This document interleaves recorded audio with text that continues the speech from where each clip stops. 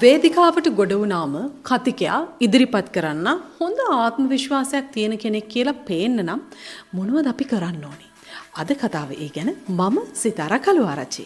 ඔබේ ඉදිරිපත් කිරීම කරනකොට Taman ගැන හොඳ විශ්වාසයකින් ප්‍රේක්ෂකයා තුළ විශ්වාසයක් ඇති වෙන විදිහට ඔයා තුළ තියෙන නායකත්ව ගති ලක්ෂණයක් පේන විදිහට Tamanම ගොඩනගා ගන්නේ කොහොමද කියලායි අද කතා කරන්නේ.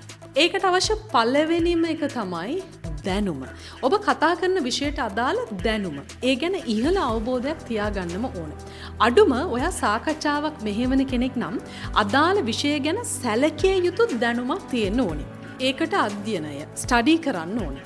අන්න ඒ දැනුම තියෙනවා නම් ඔයාට හොඳ ආත්ම විශ්වාසයක් ඇති වෙනවා. ඔයාගේ ඉදිරිපත් කිරීම අවසන් වෙලා ප්‍රේක්ෂකයෝ අහන ඕනෑම ප්‍රශ්නයකට පැහැදිලිව පිළිතුරු දෙන්න පුළුවන්කම තියෙන්න ඕනේ. අන්න ඔබට හොඳ ආත්ම විශ්වාසයක් තියෙනවා කියලා පේන පටන් ගන්නවා. මෙතනදී ඔබ සැලකිලිමත් වෙන්න ඕන විශේෂ කාරණයක් තමයි ප්‍රේක්ෂකයා අහන ප්‍රශ්න වලට ගැඹුරු පිළිතුරු හෝ සංකීර්ණ පිළිතුරු නොදී ඉන්න එක.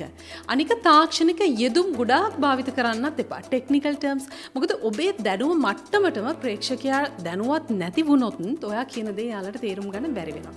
එතනදී අසාර්ථක වෙන්නේ ඔබ මිසක් ඔවුන් නෙවෙයි. සමහර විට ඔබට ඉතා සරල ප්‍රශ්න වුන් ඉදිරිපත් කරන්නත් පුළුවන්. හැබැයි ඔබ නිරවුල් සම්පූර්ණ පිළිතුරු දෙන්න ඕනේ. ඔබේ ගැඹුරු පැහැදිලි කිරීම් වල අවශ්‍යතාවය ඇති වෙන්නේ ප්‍රේක්ෂකයාගේ ස්වභාවය අනුව. ඒක අවබෝධ කර ගැනීම හරිම වැදගත්. ඒක පදනම් වෙන්නේ ඔයාගේ ප්‍රේක්ෂකාගාරයත් එක්ක.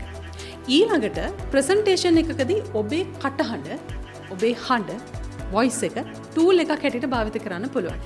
සමහර කතිකයෝ වචන 2-3 කියලා පටන් ගන්නකොට ප්‍රේක්ෂකාගාරයේ සීරුවෙන් පුදුම පෞරුෂයක් තියෙන්නේ. ඇස් සහකට ගන්න හිතෙන්නේ නැහැ. කනට වෙන මොකුත් ශබ්දයක් ඇහෙන්නේ නැහැ. කටහඬ වඩාත් සාර්ථකව කතරේදී පාවිච්චි කරන්න ඕන විදි ගැන මීට කලින් අවස්ථාවලදී මම ඔබට පැහැදිලි කරලා තියෙනවා. ඒවත් ඔබට ආපහු වතාවක් බලන්න පුළුවන්. එතකොට හඬ පාලනය, උස් පහත් කිරීම, නැවතීම, අවධාරණය කිරීම, වේගය වගේ කරුණු වලින් හඬ පාලනය කරගන්න පුරුදු වෙන්න ඔබට පුළුවන්කම තියෙනවා. එහෙම හඬ පාලනය කරගන්න පුළුවන්කම තියෙන අයට තමයි හඬේ ආකර්ෂණය ලැබෙන්නේ. කටහඬ පාලනය කරන අයටත් හොඳ ආත්ම විශ්වාසයක් තියෙනවා Tamanගේ ඉදිරිපත් කිරීම ගැන. අනික් කාරණේ තමයි කොන්ෆිඩන්ස් තියෙන ප්‍රසෙන්ටර් කෙනෙක් පැහැදිලිව කතා කරනවා. ඔඩියන්ස් එකෙන් එන ප්‍රතිචාර වලට කිසිසේත්ම බය වෙන්නේ නැහැ, කලබල වෙන්නේ නැහැ. ඕනෑම ප්‍රතිචාරයක් බාර ගන්නවා. ඊට අදාළ විදිහට පිළිතුරු දෙන්නත් ඔවුන්ට පුළුවන්කම තියෙනවා. ඒ Taman සතු ආත්ම විශ්වාසය නිසා සමහර විට Tamanගේ වැඩේ ඇතුලේ යම් සැලකිය යුතු අඩුපාඩුවක් තිබ්බත් ඔඩියන්ස් එකට නොදැනෙන්න ඒක කළමනාකරණය කරගන්න එයාලට පුළුවන්. සමහර නිවේදිකාවෝ ඉන්නවා ඒ විදිහේ මම හොඳින් දන්න. ඒකට ඉතින් පළපුරුද්දත් අවශ්‍යයි.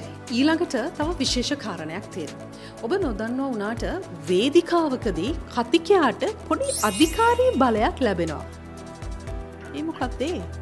මං කලිනුත් කියලා තියෙනවා නේද මං පොර න්‍යාය ගැන. වේදිකාවක කතිකයා වෙන හැම මොහොතකම ඔබ තමයි ප්‍රධානියා. ඔබ තමයි හසුරවන්න. එතකොට ඔබට තියෙන ආකර්ෂණය වැඩි. අන්න එතනදී ඔඩියන්ස් එකේ ඉන්න සියලු දෙනාම ඔයා කෙරෙහි නැඹුරු කර ගැනීම තමයි මේ කිව්වේ. ඔබ ආත්ම විශ්වාසයෙන් සභාව හසුරවනකොට ප්‍රේක්ෂකයා ස්වයංක්‍රීයව, ඒ කියන්නේ ඔටෝමැටිකලි ඔබව අසා සිටිය යුතුයි. ඔබ කියන දේ මට වටිනවා වගේ හැඟීමක් ඔවුන්ගේ හිතේ ඇති කරගන්නවා. ඒ විදිහට ප්‍රේක්ෂකයා නතු වෙන්නේ නොසැලෙන ආත්ම විශ්වාසයක් ඇති කතිකෙක් වෙනුවෙන් විතරයි. ආරම්භයේදී ඔබේ හඬ මගින් ප්‍රේක්ෂකාගාරයෙන් නතු කරගන්න පුළුවන්. දෙවනුව ඔබේ ඉදිරිපත් කිරීමේ විලාසය සහ දැනුම මගින් ප්‍රේක්ෂකයාව ආකර්ෂණය කරගන්න පුළුවන්. ඔබට තියෙන ස්ථීර ආත්ම විශ්වාසයෙන් මුළු සභාවයම නියමුවා වෙන්න નિરાයාසයෙන්ම පුළුවන්. මොකද කියන්නේ? වෙනස් වෙලා බලමුද? ලෑස්ති වෙන්න. ජීවිතේ අලුත් කරගන්න. අපි Comedy Craft by Sitara.